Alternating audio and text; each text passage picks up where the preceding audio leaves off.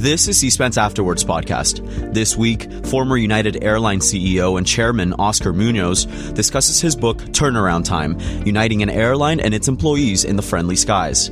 He speaks about his efforts to revive the company and the future of aviation. He's interviewed by USA Today reporter Zach Wichter. Oscar, thank you so much for being here, and I'm excited to talk about the book with you right now. I guess we'll start off kind of at the top. Why write this book and why publish it now? What kind of led you to this moment? Thanks, Zach. Thanks for having me. I've always, over the course of my journey, I always said that I would never write a book.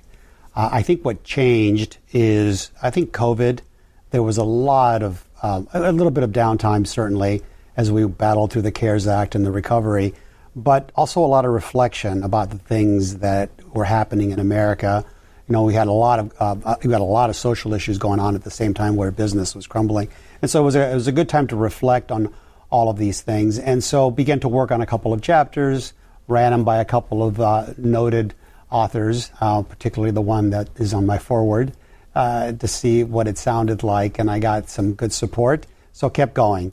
And the publishing now is a function of just time and space, as the publishing world takes a long time to do these things. But it's also, I think, hitting at a good time, because while the book, as you know, is certainly about the airline industry and United in particular, I think there's also a broader message that I hope to convey, or hope people will get out of it. Kind of a nuanced message towards civility, personal discourse, facts, and then some leadership lessons throughout, along with a little bit of my heritage and upbringing that I've never really had a chance to share before. So it's been a wonderful journey, and I'm glad it's over, and I'm always glad to talk about it. So thank you for having me again. Yeah, definitely. And again, thank you for being here. And in that introduction you just gave, you hit on a lot of the topics that I'm hoping to talk to you about today. So really looking forward to this conversation. Before we actually get into the book and some of the specifics there, I wanted to ask you about some recent news.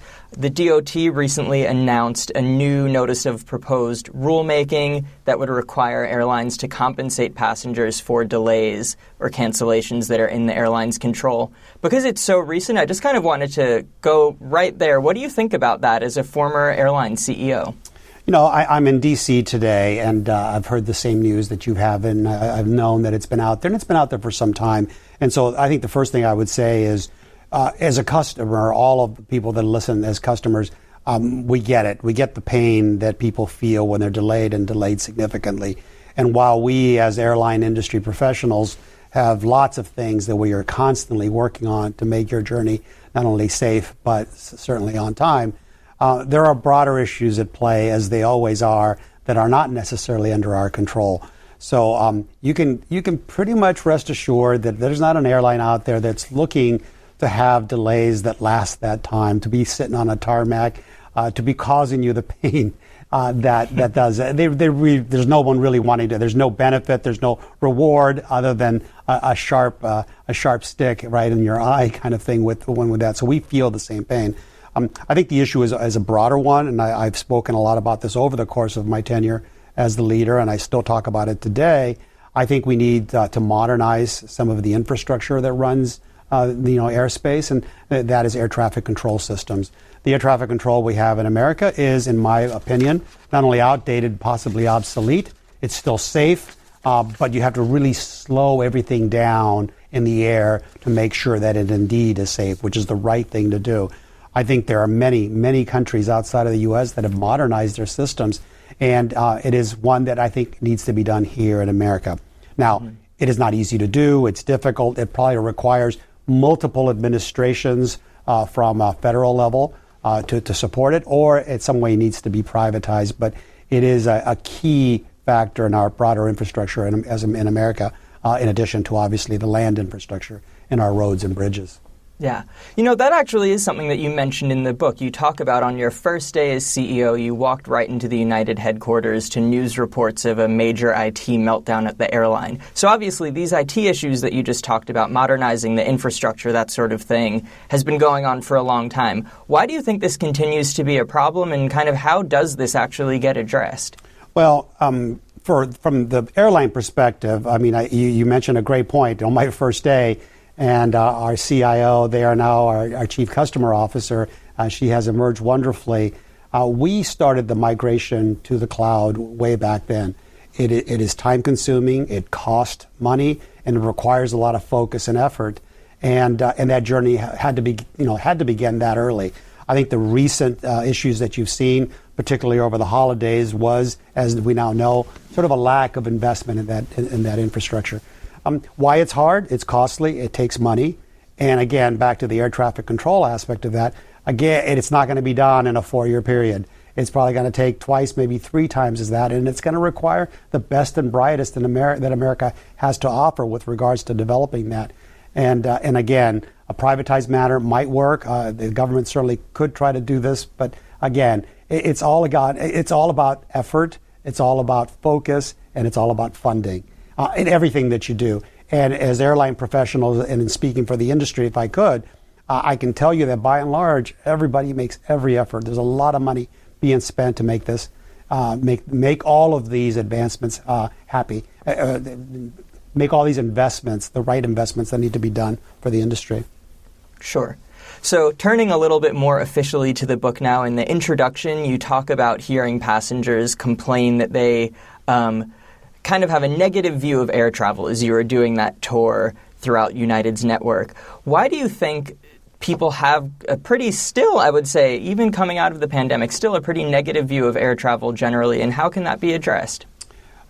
Perception is reality. So first of all, as a person that provides that service to you, it is incumbent upon us to make it better, regardless. It's just, the customer is right many parts of the time.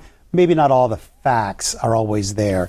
And so I think why people are upset because they're missing something that's important. One of the first big things we rolled out at United was this concept of understanding through a shared purpose and a shared vision across the corporation of why we did what we did. Of course, we fly aircraft and we get people there from point A to point B, but it's deeper than that, right? It's more about understanding that each single person in each single seat is traveling for something that's really important to them, and having our frontline folks. These are union folks. These are salt of the earth, work really long and hard hours to bring the service. If you commoditize, if you put too many parameters and rules, it becomes just a job.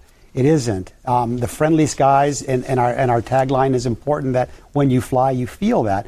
And when you put too much structure and stricture and rules, it becomes just any other thing. And so the point is to make sure that your employees are really engaged in the process of taking care of taking care of all the services that we provide. And so, it doesn't always work. There are many things that happen that are out of control. And so I could go down a long list of things, from air traffic control to weather. I always kid that Mother Nature is not for all of you that understand the term Rolodex, it's not someone that is employed by us. And so there are many issues that have to be worked and dealt with. And you have really proud professionals that make that happen.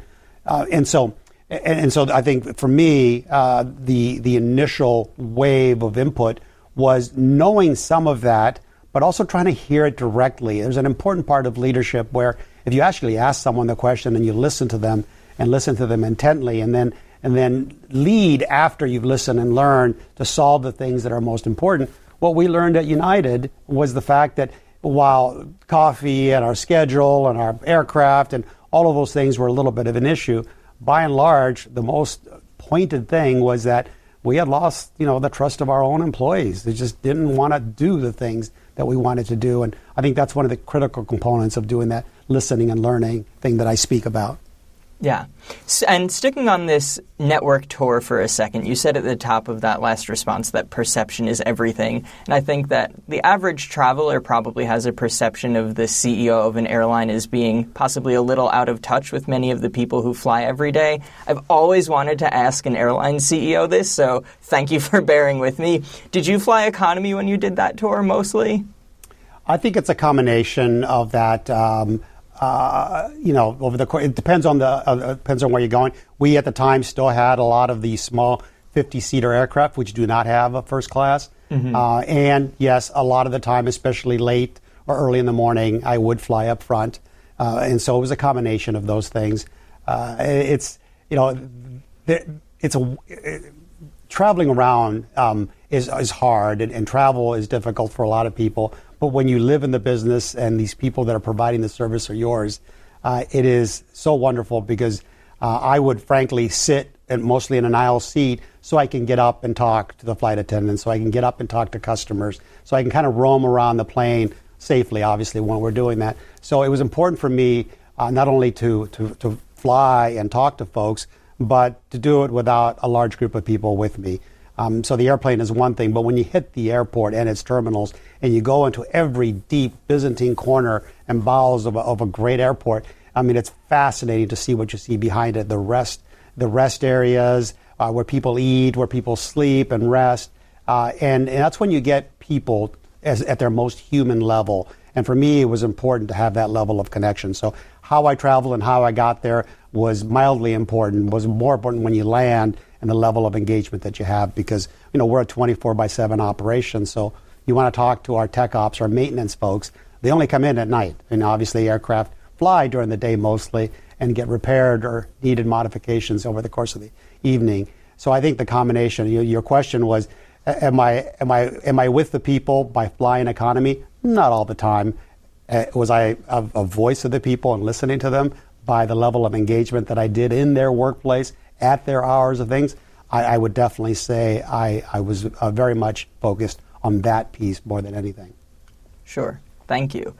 And you also say in the book at one point that the flying experience is not differentiated enough across airlines. How does that get addressed? What does differentiation look like in an industry with such thin margins? Well, exactly, right. And it's so hard to do that. And it's the human element for sure. We had lost all of that. So the friendly skies had become anything but. And the thing that we needed to recover first was certainly that. And I think we had a lot of success in getting our people behind us. And then on that platform, being able to do a lot of the strategic things. So to your point on differentiation, I think what you're seeing at United anyway, and I'm very proud of this legacy and the work that's being done, we are differentiating ourselves by our efforts on sustainability, not in a political way, but on a level of economics that makes sense for the business and also doing the right thing for the planet alongside of that. I think we're differentiating by the places that we fly. You've seen United more than any other airline in the world really open up the world with so much flying to so many interesting, great areas, and hitting at a time when Americans do want to travel. Despite the economic impact, views and concerns, people still want to travel in a lot of places, and we're taking quite a bit of advantage of that. And then, of course, you differentiate yourself by how you individually are treated by another human when you travel with us. And that is the most difficult part, because there's no way to oversee that, to directly sort of gauge how friendly you were, how friendly you weren't. And that comes from engaging the heart and the mind of your employees, that they're with you, they understand why it's important to be great with customers and friendly, and to provide good service that people will come back. So it's all of those factors plus, brand new aircraft with great new things. All of those things can be met. What can't be met necessarily is the human element. And I think that's a big differentiating point that has helped United, regain its status as one of the major top airlines in the world.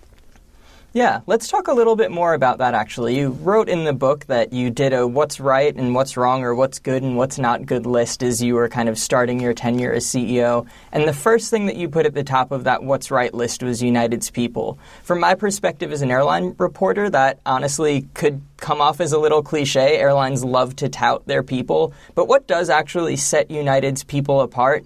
And when you came in, there was very low morale among the employees. So how were you able to see through that low morale to what kind of was under the surface at your team and what they could become? Yeah, so to put my comment that you noted in a little bit of context, if I could, I talk about my first travel. I am traveling. No one knows that I'm about to become the CEO. It's going to be announced the following day, so I'm traveling incognito. And of course, I have one of those hellacious flights. It's a small 50-seater. It's United Express, not United. We're late. We're delayed. We have issues, mechanical. I mean, it's a litany of things that were going wrong that day. And the way I describe it is, over the course of my sitting there, I'm writing all of these things down. Why don't we do this? Why can't we do this? Why can't we communicate to our customers why things are being delayed? So I'm writing all this stuff as to kind of a what's wrong column. But throughout all of that, what I observed in this small plane with one, a human, a woman that was the flight attendant, watching her soothe, calm, provide a level of humanity and kindness to everyone that was concerned with connections and delays, even if she didn't have the answer. And that's what prompted me to say what somebody might term as cliche, is the fact that indeed, it's like it's not everything that what's wrong, but it's what is right. And that was the first thing I put it right. And so that gave me the impetus to your question to say, okay, I just saw if I had 50,000 more people like her every day doing that sort of thing, I think the perception of our service and our value, despite a lot of things, would be more positive. And so as I asked her a couple of questions, she didn't know who I was. She was very nice to answer the things she knew and the things she didn't. And that sort of began to get the inkling that it would be important for me to go out and listen to all of those people, all the people like her. And that's what prompted me to go out there. And it's also what gave me a lot of the insights of what became our real first initiative, was to regain the trust of our employees first before we could do anything else. Yeah, that makes sense. But I do want to kind of go back to another part of the question, which was that low morale that you came into. And again, how did you see through the low morale, and kind of what were the steps that you took to boost that morale? So I have a background and that I've learned over my experience. It's also part of my heritage as a Latino, that family is everything. I mean, we use the term familia in Spanish, and it really envelops a broader sort of emotional connection with folks. So I've always been, luckily enough, through my formative years, to have been taught the genuine need for connection with other people and to really truly listen, and also to sense. There's some things that you can't get over Zoom or a camera or from a pulpit where you're making speeches to large audiences, and that is that human connection. When somebody holds your hand just a little longer, looks in your eye with a sense of potentially, without being dramatic, a little despair. And when I first made my travels around our hubs, I could feel a little bit of that emotion, just a slightly longer handshake, a little tugging on the coat, and that was my sense that there was something wasn't. Now, this is a time when people are taking pictures, everybody's smiling, and everybody's happy to have a new leader. But at the same time, I could sense something. So that's when I knew there was something going on. And then I think my first big news article with the Journal, when they asked me the question, so in your short time, what have you seen? I said, I find the fact that our employee base is disillusioned, disengaged, and disenfranchised. And I'm embarrassed to say that as a former board member, we didn't see that. And so I was very, very focused and transparent with what I was seeing. So that's what I saw. The fixing part, of course, always takes time. But my first instinct was to go and listen and learn from all of them. Bring them in as part of the solution. Tell me what's broken. Tell me what you think needs to be fixed. And of course, I got thousands and thousands of levels of input from so many people over the course of my travels, which can get a little confusing. And so what culminated that initiative was I'm traveling back to Chicago, and I have so much data and information from so many sources. And in a turnaround situation, what you start with first is really key to the potential success of the turnaround, because there's many things to fix, right? And so I had many things to fix, and I had learned even more in my travels. But I had accomplished a couple of things. I had engaged a lot of humans in a conversation where they felt or were beginning to feel as part of the solution, or that they were at least being included in what might be done. Always clear I was to make sure that it's like, not everything you tell me is what we're going to do, because that's not the case. But nevertheless, everything's going to get put into a hopper, and from that we're going to glean something. So that was the bright sort of strategic idea. From a real, from a real practical perspective, I was getting inundated with information and data, and I was beginning to worry about, okay, you've promised everyone that you're going to come back from this trip and have, the thing you're going to do or suggest. And I was worried. And that fateful trip from Denver to Chicago, with one of our flight attendants. Amy Sue is her name. I went up to just say hello to her and to ask my question. Like I was just asking things like, hey, how's it going, or anything you can share with me. There weren't deeply analytical questions. And again, similar to the feeling and sense that I had when I was traveling earlier with the holding of a handshake longer, etc. She seemed quite emotional. Her face was just looking to burst with something, but also at the same time was in a place where it's like, I'm not going to waste my breath. You're one of many. I think we've had 5 or 6, I forget how many CEOs before me in the last decade. So you can imagine a person that works every day who has all these different leaders coming and going. It's like, I don't want to waste my time with this. And so I gently touched her arm and said, well, listen, I'm sitting over here if you want anything. And it's kind of when she pulled her hand back and in a very emotional, tearful way said, Oscar, I'm just tired of always having to say, I'm sorry. And for me, as I reflected on that very quickly, it was the magic moment, it was the seminal moment in the sense that, God, imagine going to work every day for many years, always having to apologize. Hey, I'm sorry the coffee's not well. I'm sorry you're late. I'm sorry you can't do this. And you have absolutely zero to do with any of those policies or decisions. And it's how we got folks disillusioned, disengaged, and disenfranchised. Just over time, they just grow weary of that. And I was beginning to have a sense that I think the first thing is to regain the trust of our employees. Now, I would have to go socialize this with the world, knowing there would be tons of incoming fire on, wait a second, you gotta do stuff for your employees. What about your customers? What about your investors? And there's many constituents in this. So I had to do a lot of socializing in order to do that. But things would get in the way, things like my health, for instance. Sure. And, it's actually, I didn't want to go too far without turning to that because you dedicate a lot of time in the book to talking about your health, and I really want to give you a minute to talk about that.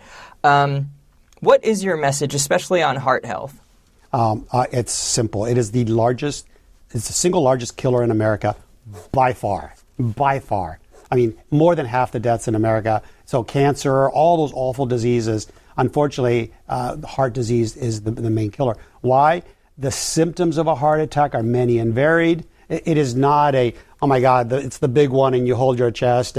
There's just so many different flows as blood gets blocked, either heading up north or south of the heart, and it can have so many different symptoms.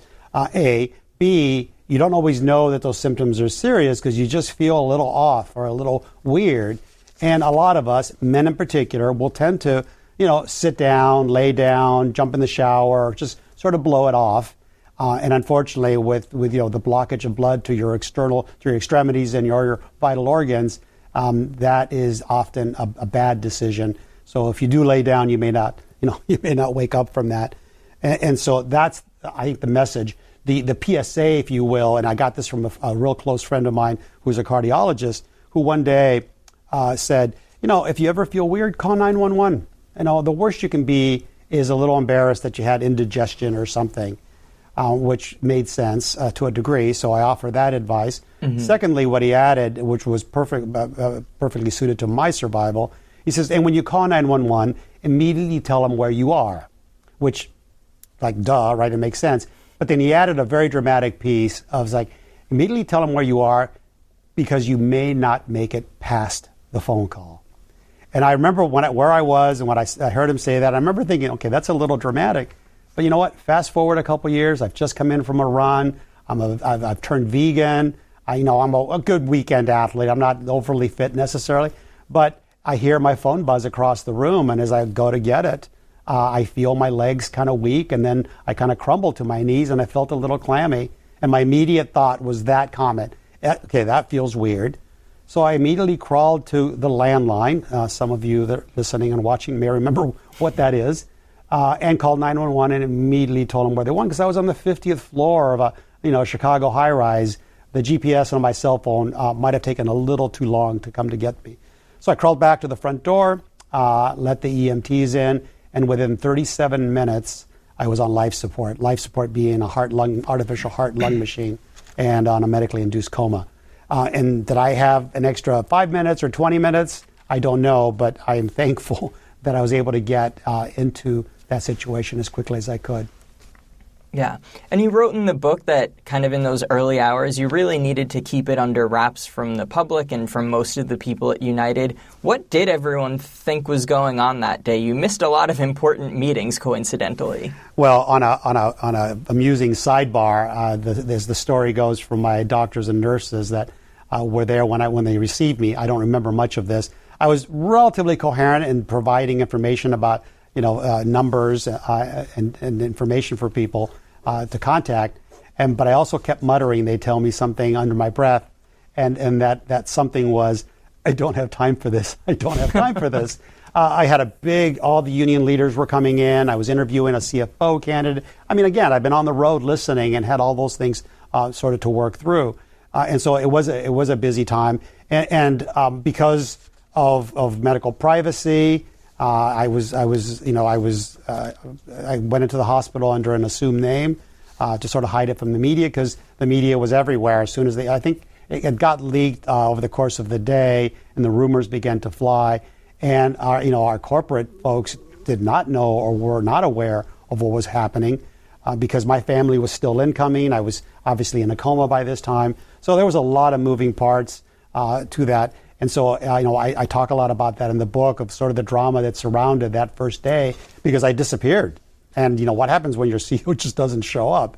And so there was a lot of scramble to get that. But, quickly the company got into a mode. They learned a little bit more about my situation. And then we did all the right things to announce an interim CEO as it's required. But, yeah, it was certainly dramatic moments in those early days. Yeah.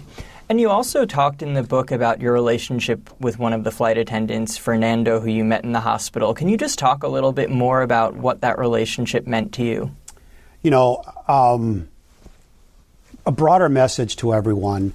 We all know someone that's been afflicted with disease or an illness. They may be in the hospital. They may be at home. And so many of us are so well-intentioned. Oh, God, I should write Bill, or I should send something to Mary or her family. And then we say, we don't want to bother them and all that. Don't do that. If somebody means something to you, send them a note. It can be a text. It can be a scribble. It doesn't have to be anything.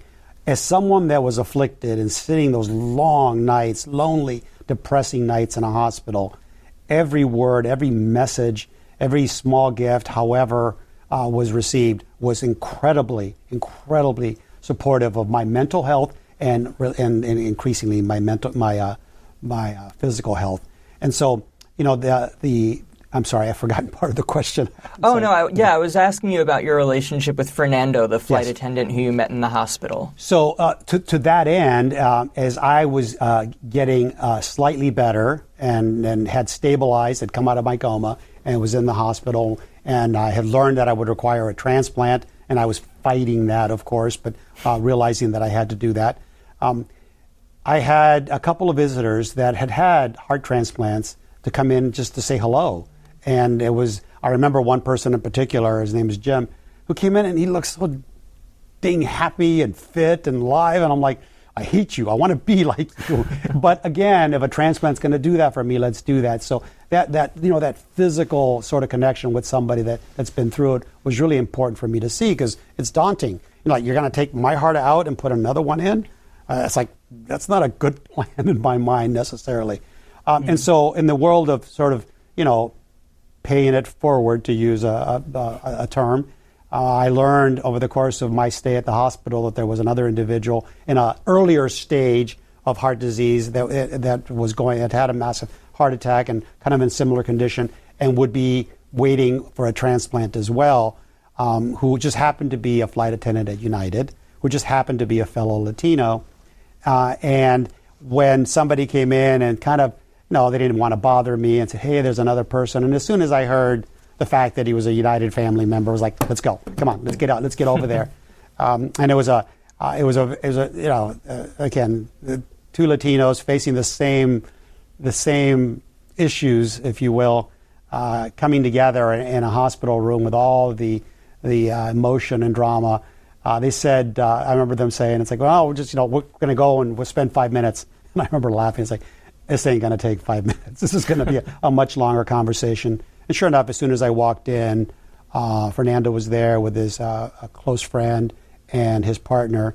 And the emotion that erupted just from seeing each other was amazing, and I think it helped him.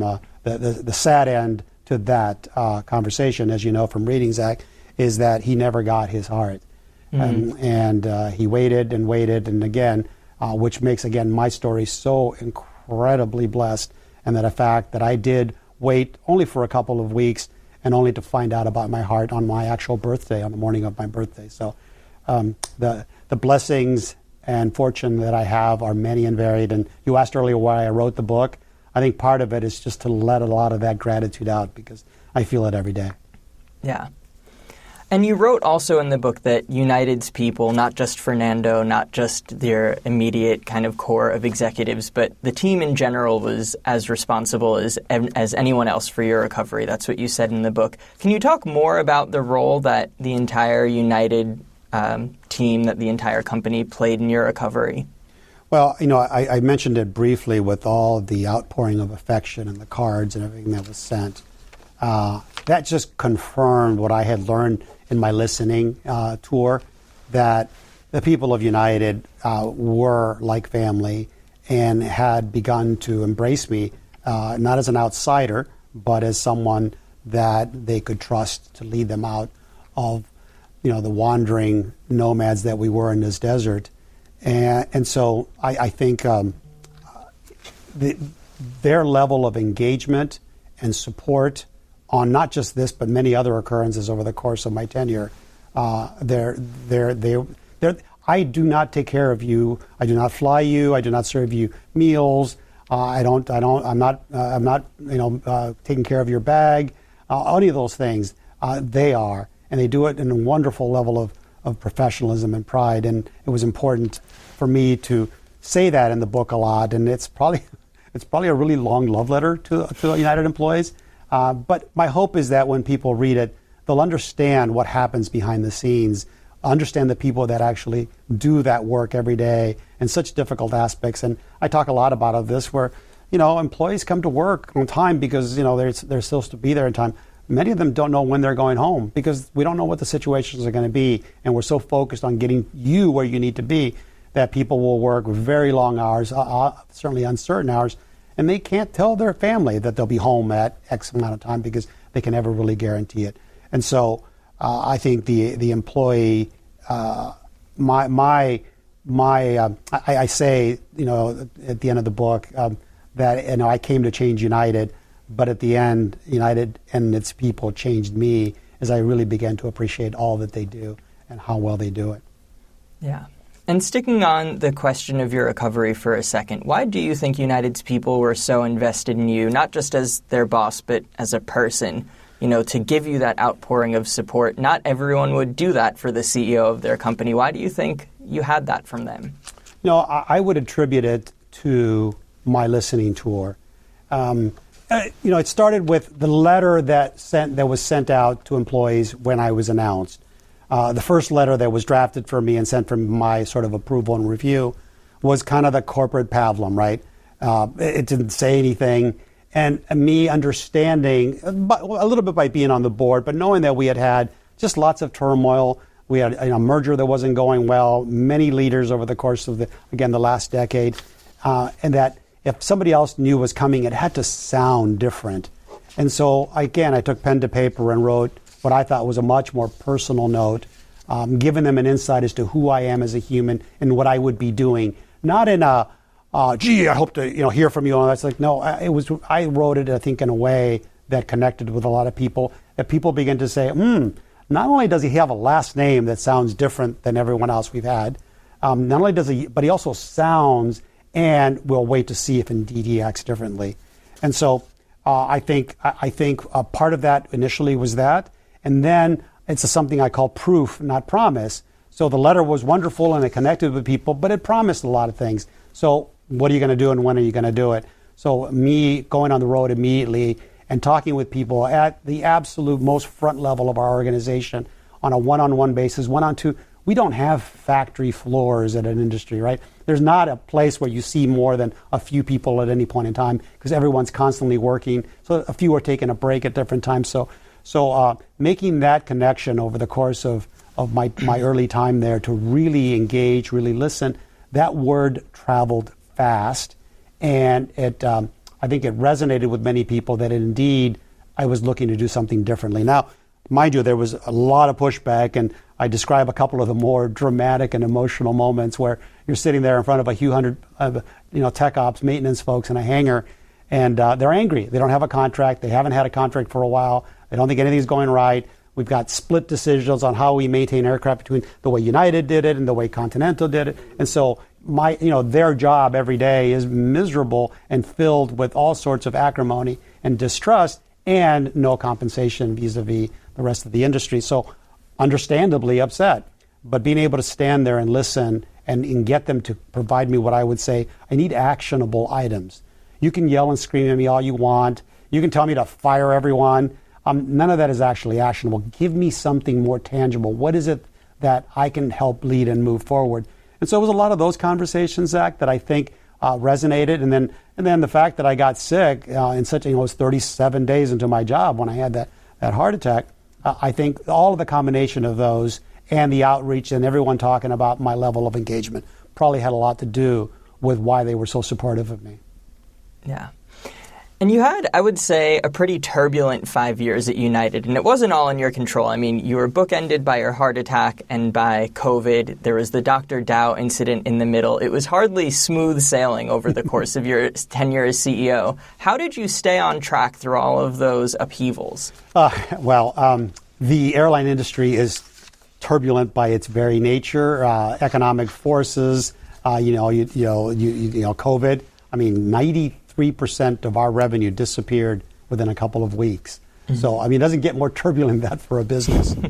I think for all of us that lead, so it's not, I think, specific to me, we do have a mission, we have a view, and we have a level of engagement and connection with our people. And you learn by mistakes sometimes. You mentioned Dr. Dow, probably one of my bigger mistakes from a communication perspective. But you fought through that, you rectify it. I always say it's never too late to do the right thing. And so you fight through those crises of your own doing, through crises that are not your doing. COVID is probably a good example. Again, you take care of your folks as well as you can. You lobby. I'm in D.C. today. You lobby in D.C. for all the level of help that was required to maintain an airline working. And so you just stay focused. And above all, you have a great group of leadership that supports you and is really knowledgeable and focused and aligned, and you have a working group of people that say, hey, I trust that these leaders are going to take care of things. And again, back to the regaining the trust of our employees at the start, and it was such an important platform for everything we did. I can guarantee that United would not be in its situation that it is today, thriving and growing and looking for the future. It would have been a much more difficult route during COVID had they not trusted in their leadership. Because we had to make some really tough decisions and count on them to trust us to do the right thing. Yeah.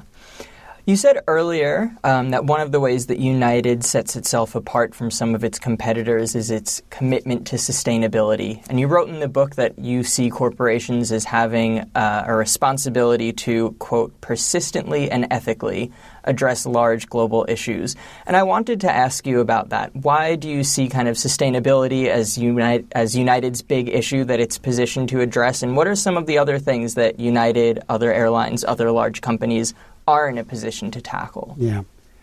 So first and foremost, we've become a bit of a divided world where everything is either left or right oriented or politically motivated or personal agenda. We burn, as an industry worldwide, close to 100 billion gallons of jet fuel. Should we not have a level of responsibility and awareness that the impact of that on this planet is not insignificant? We can debate climate change, and everyone has their viewpoints, and again, politically charged. But if indeed you believe that this level of carbon emission has an impact, you ask yourself, can you do something about it? And of course, we can do something. The real question is, will you do something about it? And again, given the nature of our business and the level of carbon emissions we put, it's just a matter of time before something is going to break in our system. So we should begin to plan ahead and think of what the future might be. And so sustainable aviation fuel is a great example for a couple of reasons. Yes, it's better for the planet, but the way we began, and I began to really somehow coerce even some of our leaders around the world in the industry, airline industry, is the economic benefit. So not talking about social issues or political issues, but the fact that fuel on the P&L of an airline is one of the biggest line items, one or two, besides labor. And more importantly, it's volatile. Fuel goes up and fuel goes down. And guess what our equities do over the course of that time? The complete inverse. So fuel spikes up, airline industry stocks go down. It is so volatile that it makes our industry, while not investable, it's not as investable as others because there's just so much uncertainty. You can run a perfectly wonderful, great airline, but fuel spikes and your stock goes down with everyone else. So think of the concept of sustainable aviation fuel, not only as being good for the planet, but think of it as a consistent, non-volatile pricing model with regards to one of your biggest cost inputs. Think of the value on your equity if investors didn't have to worry about the volatility of stock price. And that began to resonate as a business discussion and an economic one rather than a social one because it makes all the sense in the world.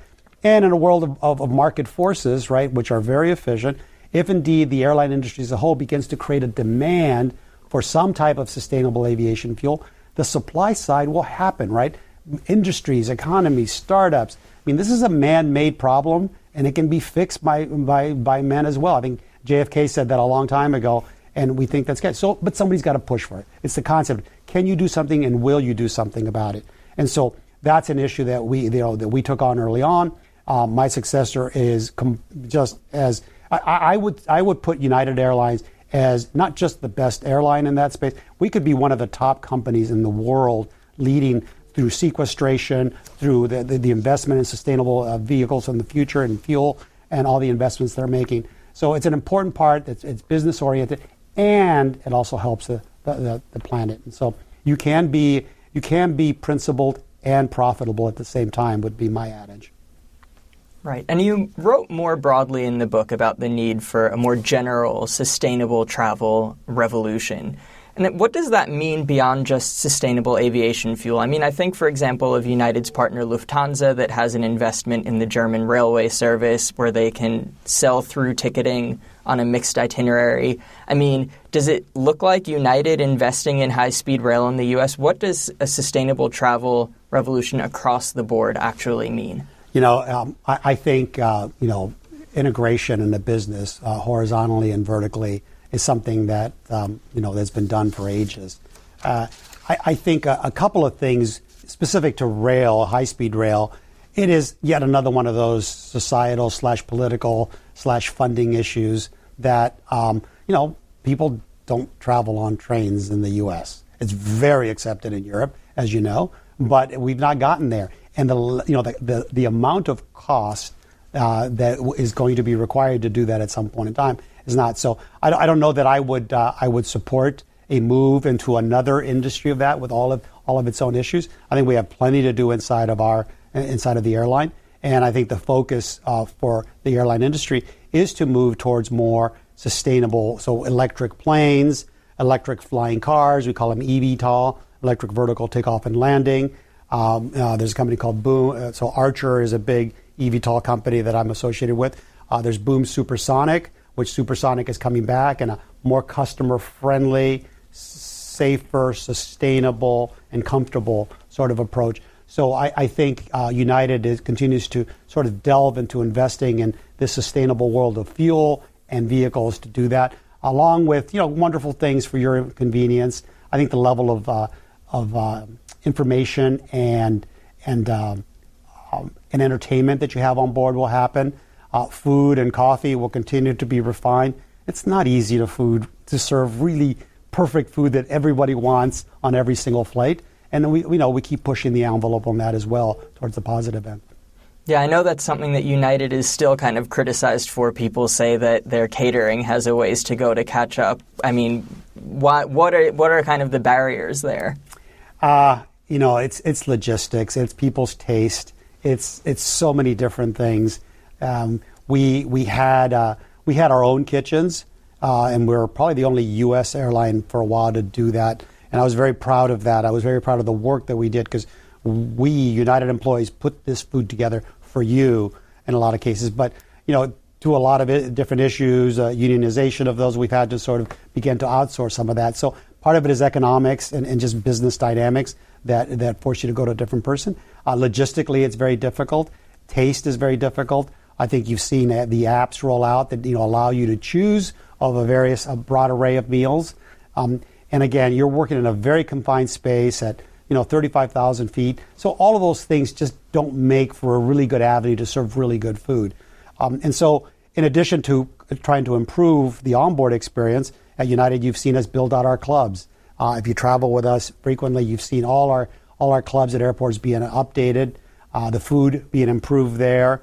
We've spent a lot of money doing that so that people can enjoy themselves, relax, maybe get a meal before they get on the aircraft if they don't really want to wait for choosing that. So there's many ways to skin the cat. There's many issues with why quality is difficult, but people are trying, and tastes are different, and things are just not it's a constrained space. And so, but the journey continues. You talked earlier about connecting with people during your tour in part because you came from similar backgrounds as a lot of the employees who you were meeting out in the network. Can you talk about how your upbringing and how your personal background kind of positioned you to lead the airline at the time that you were there, both because I know you come from a strong union family and also because you're a Latino and many of the people who work for you are, so that was different to see someone like you at the top? Yeah, it's a special moment, honestly, and again, people that they're not minority cohorts. It's often hard for people to understand what it means for a person of your same heritage to see another person of their heritage in a position of authority, of leadership. It is heartwarming. It is tear-jerking. The level of response I would get when I went to a lot of our facilities because of what you just said. There was a shared heritage there that just made it differently. And it's like not many people that work those jobs get a chance to see someone that looks like them, speaks like them, understands their culture to do that. So we use a term called orgulloso in Spanish, which is, I think people are just genuinely so warmed that someone like me could be in the role that I have. And so that, I think, clearly helped. And again, I think throughout the book, you see the sprinkles of, I think, the importance of my heritage and my upbringing in a lot of the decisions that I had to make over the course of my tenure. The listening and learning, the connecting with people is certainly one of them. I speak about my maternal grandmother, who I spent, a good 8 years of my life traveling around the countryside of Mexico while I waited to reconnect with my mother, who was in the States by then. And her work ethic, our ability to go from home to home, to meet with people that were distant, familia.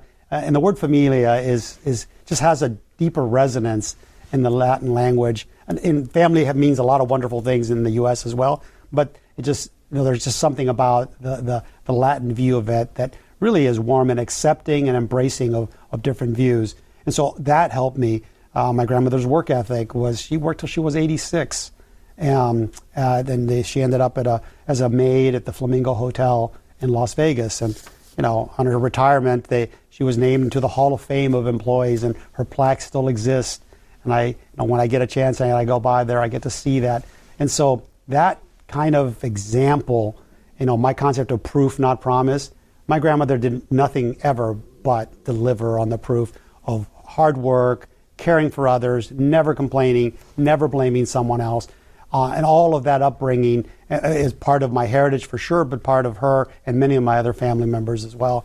And I think that really helped as I entered a very fractured, again, disengaged organization that was looking for something. I think in me they found someone that was willing to listen and genuinely desirous of their input. Great, thank you.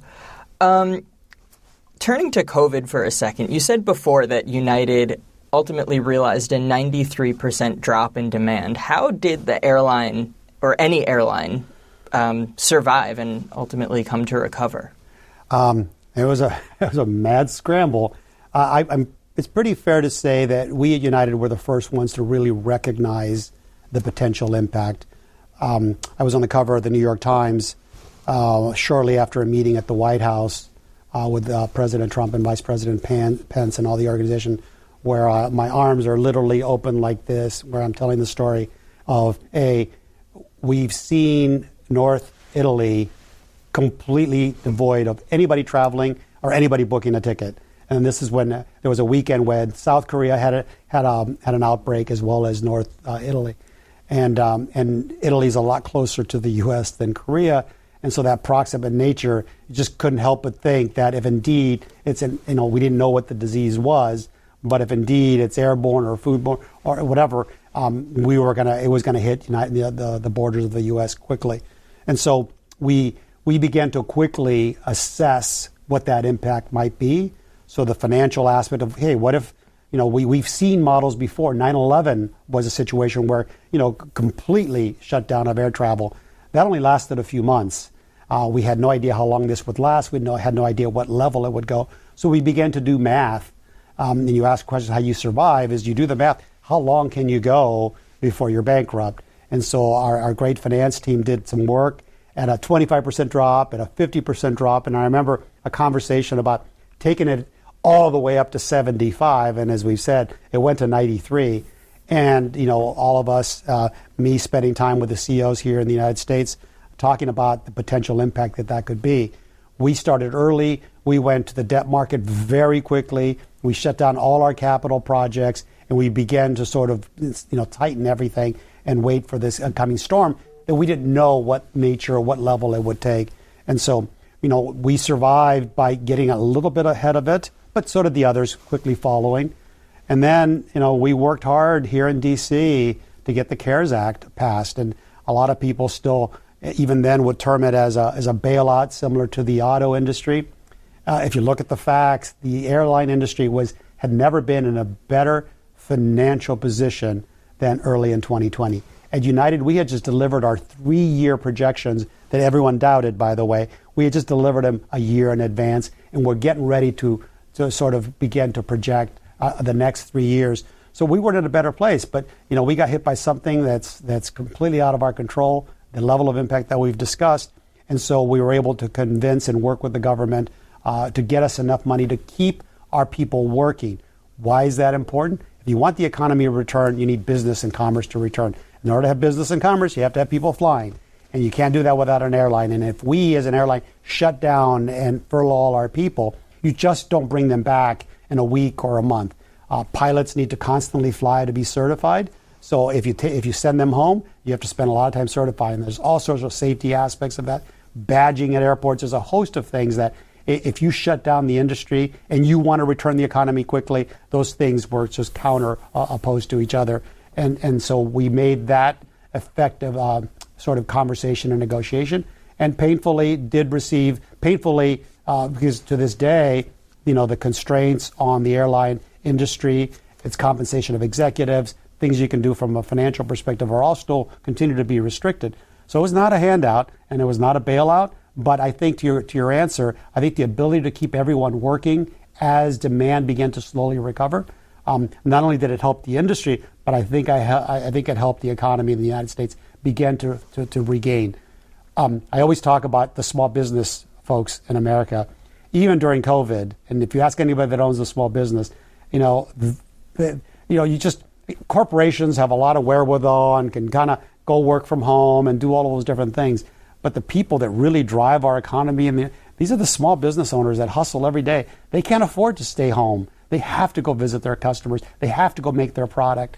And those are the people that need sort of the ability to get there in the world of transportation. So all of those arguments were made time and time again. And thankfully, the administration was willing to pass, and obviously Congress, to pass all of that for us. In the book, you talk a lot about different stakeholders. There are the passengers, there are your employees, there are the shareholders for the company. If you had to pick just one, and I am going to make you pick one, which of those stakeholders takes priority and why? Well, again, the history of the United turnaround was taking the priority for our employees, because we could not have done anything we've done without their complete support and buy-in. And today, if you were to ask me the same question, I think I would answer it the same way. It's the people that deliver the service it's a decentralized workplace. It's literally an individual. He or she has to be wanting to do the right thing for the right reasons for our customers, and you have to really, you can't force them to do that. You can't demand that they do that. There's something I call discretionary effort that we all have. Of how hard we work, how big our effort is. If you get people's heart and minds behind it, you can do that. So to this day, my admonition to everybody in the industry is don't lose your people. United lost its people, and look how difficult that was to climb out of that. If you lose your people again, it may not necessarily work to get them out of there again, out of those doldrums. Thanks. And again, Oscar, thank you so much for taking the time to have this conversation. Everyone, go read Turnaround Time. There's so many questions I didn't get to ask you. I wish we had more time, but I just want to thank you for writing the book and for sitting down with me to answer these questions Thank you, today. Zach. Appreciate the time. Thanks for listening to this week's Afterwards podcast. If you enjoyed this podcast, listen to C-SPAN's podcast about books. Learn about the latest nonfiction books and best-selling authors. In each episode, we report on bestsellers lists and book reviews from around the country. You'll also hear authors talking about their latest books and insider interviews with nonfiction book publishing industry experts.